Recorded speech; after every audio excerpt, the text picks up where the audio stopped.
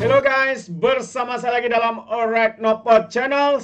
Terkini di Dewan Rakyat. Ini antara pilihan saya ya untuk saya tunjukkan kepada anda perbahasan ya berkaitan dengan GISBH. Dan selepas PAS yang kita lihat ya begitu lantang ya, kita lihat macam seakan mereka ni mempertahankan, mempertikaikan penangkapan GISBH. Kini tiba pula giliran daripada ahli parlimen Parti Bersatu Sekutu kepada PAS yang kita lihat juga mempertikaikan penangkapan GISBH ini.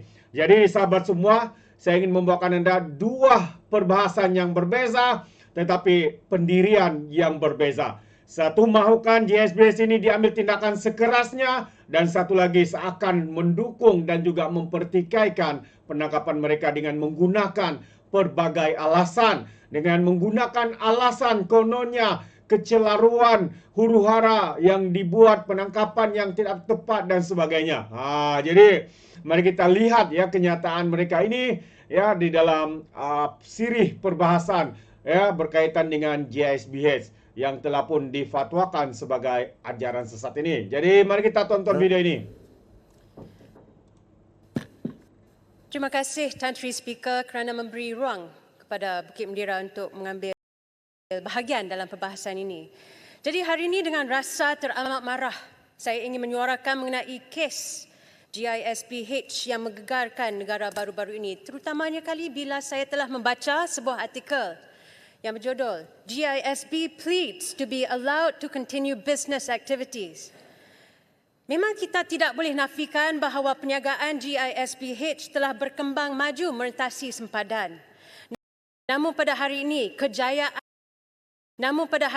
kejayaan itu tidak membawa sebarang makna apabila dibayangi insiden hitam penderaan yang telah terjadi.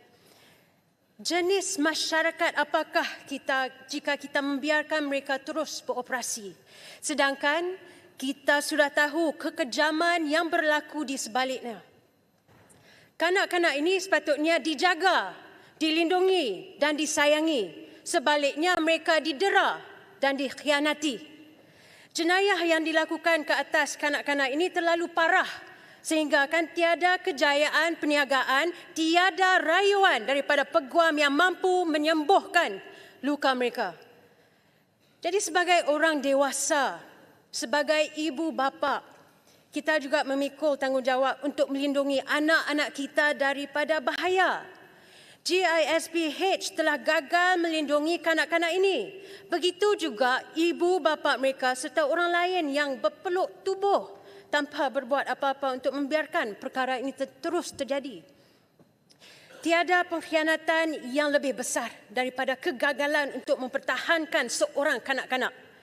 Jadi mereka yang berkuasa di GISBH dan juga ibu bapa yang membutakan mata perlu hidup dengan hakikat bahawa mereka telah membenarkan ini terjadi.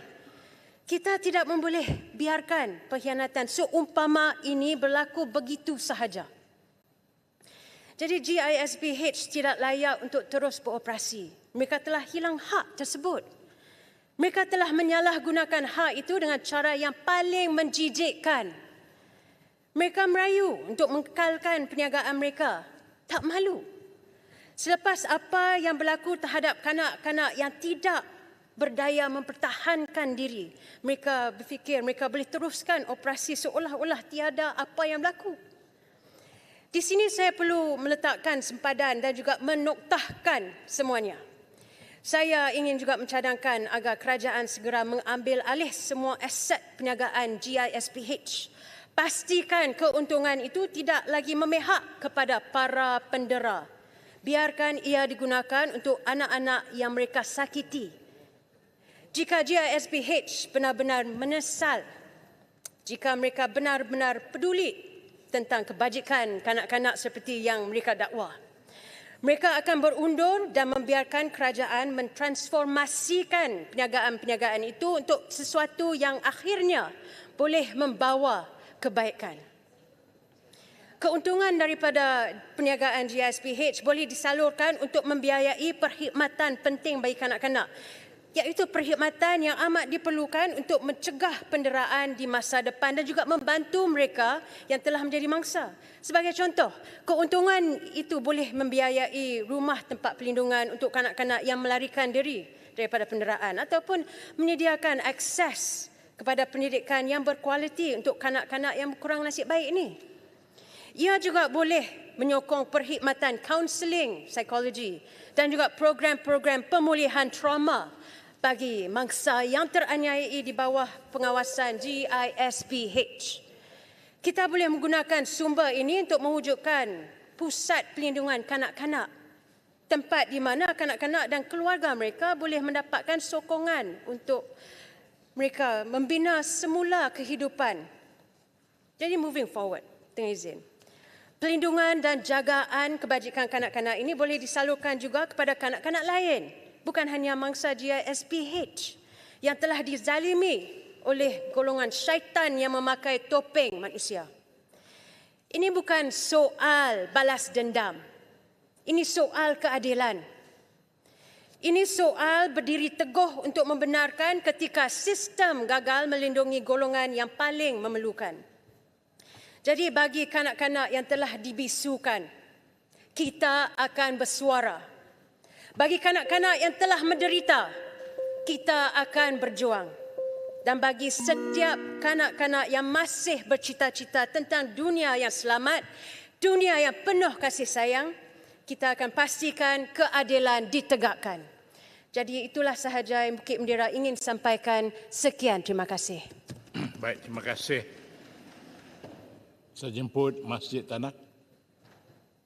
Terima kasih Tan Sri Speaker memberikan saya peluang untuk sama-sama membahas dalam isu GISPH ini, dan saya ingin merakamkan dan merekodkan ucapan saya sebahagian ucapan saya sebagaimana yang telah pun disentuh oleh Ahli Parlimen Kota Baru sebentar tadi. Dan kalau kita lihat kenyataan ataupun tindak tanduk yang dilakukan pengurusan dalam penangkapan ataupun dalam kes GISPH ini agak bercelaru, dan yang dilakukan oleh mereka seolah-olahnya macam tangkap muat. Kerana apa? Saya difahamkan ada beberapa lokasi tangkapan itu, lebih kurang dalam 20, dan tangkapan yang dibuat yang melibatkan kanak-kanak, yang mana sejumlah besar kanak-kanak ini tidak ditangkap oleh polis dan JKM di rumah amal yang bermasalah, di mana didakwa kejadian liwat dan penipuan berlaku.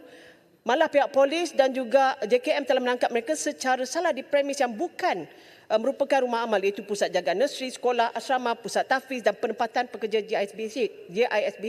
Dan ada juga yang ditangkap di rumah tumpangan, di rumah sewa dan rumah persendirian. Dan ada juga anak-anak yang ditangkap ini, mereka tidak bersekolah di sekolah kepunyaan GISPH tetapi di sekolah lain. Sebab itulah keadaan-keadaan yang berlaku ini, kecelaruan yang berlaku ini telah menyebabkan trauma pada anak-anak ini. Ada ibu dan bapa, anak-anak ini telah ditahan dengan cara yang salah undang-undang dan juga melampaui skop siasatan polis.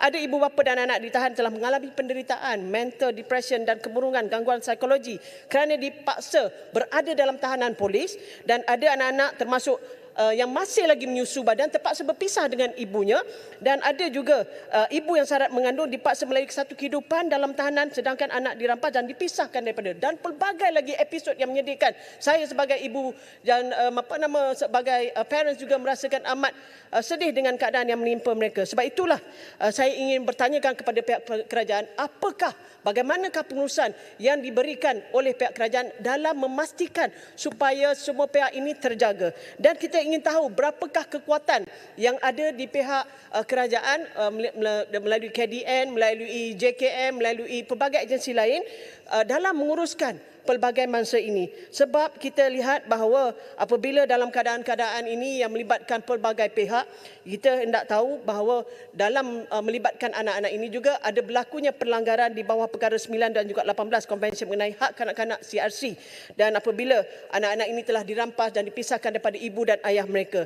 Jadi kita kena pastikan bahawa survival anak-anak ini supaya dapat kita selamatkan, dan kita pastikan supaya anak-anak ini ada dokumen mereka, dan mereka ini tidak ada risiko menjadi mereka ini bukannya jadi statelessness. Jadi ini yang harus kita pastikan. Mesti ada surat beranak mereka. Mesti pastikan mereka ini semua perlu melalui proses. Ini kita ada Yang Berhormat Menteri KDN di sini. Saya harap mereka ini melalui satu proses bagi pastikan taraf warga negara mereka itu diadakan. Dan kalau boleh dibuat ujian DNA untuk pastikan dan juga mengenal pasti parental lineage anak-anak ini supaya kita tahu susu galurnya bagaimana. Sebab tomahan fitnah atau bukan tomahan yang diberikan dan dibaca dalam sosial media itu begitu pelbagai cerita dan kadang-kadang kita tahu ini betul ke tidak, ni betul ke tidak berlaku. Jadi harapan saya sebagai ahli parlimen, sebagai pemimpin dan juga harapan di luar sana supaya dapat dipastikan nasib anak-anak ini dilindungi.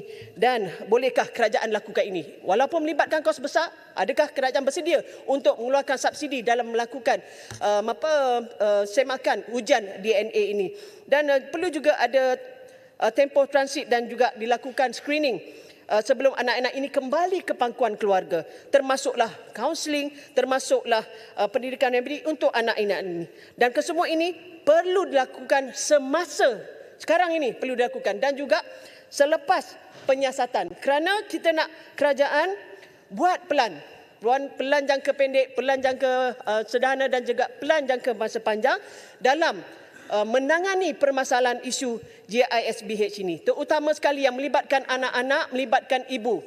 Dan saya juga berharapkan supaya kerajaan lihat kolaborasi yang boleh dimainkan dengan NGO yang berpengalaman, NGO yang berkelayakan, yang mempunyai latar belakang yang hebat dalam membantu kerajaan dalam menangani usaha ini. Dan kita ada banyak NGO yang hebat, antaranya Yayasan Chowkit, Voice of the Children dan juga Suka Society dan banyak lagi yang tak dapat saya sebutkan. Sebab itulah saya harap kita dapat membina rangkaian supaya mereka ini dapat tampil ke hadapan dan membantu kerajaan dengan sebaik mungkin supaya pelbagai mereka ini dapat sama-sama memainkan peranan dan juga memainkan peranan untuk melindungi dan memberikan kaunseling kepada anak-anak. Kerana apa? Trauma ini bukannya sekejap je, dalam tempoh sebulan dua dia akan okey. Tetapi trauma ini akan berlaku dalam seluruh hidup dia. Jadi bagaimana kita nak meminimaliskan atau menghilangkan trauma anak-anak ini adalah peranan yang teliti yang harus dimainkan oleh pihak kerajaan. Ini amat penting sekali. Saya juga ingin tahu bagaimanakah bukti ataupun testimoni yang diperolehi daripada anak-anak ini diambil tanpa bukti maksudnya nak ambil daripada anak-anak ini testimoni mereka dan sebagainya tanpa menakutkan ataupun memberikan trauma juga kepada anak-anak ini. Dan saya juga mohon agar anak-anak ini juga diberikan akses untuk mendapatkan peguam kanak-kanak supaya mereka ini dah boleh diwakili oleh mereka yang berpengalaman. Dan of course sebagaimana kata Kota Baru tadi, kita juga bersedia untuk menghulurkan bantuan kepada kerajaan sekiranya diperlukan. Masa depan anak-anak ini masih panjang.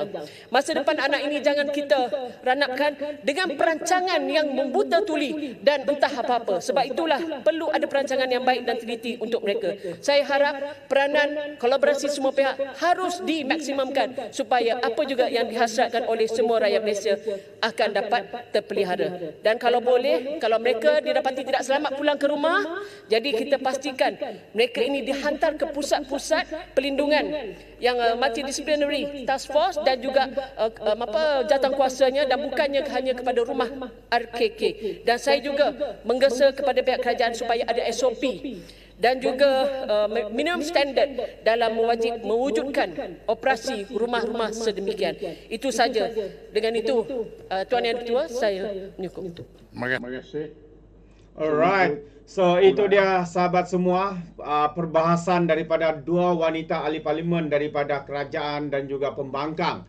Kalau kita lihat MP kerajaan straight to the point, ya, berkaitan dengan isu sebenar berkaitan dengan GSBH ini, ya, penderaan, eksploitasi, gangguan seksual, serangan seksual dan banyak lagi.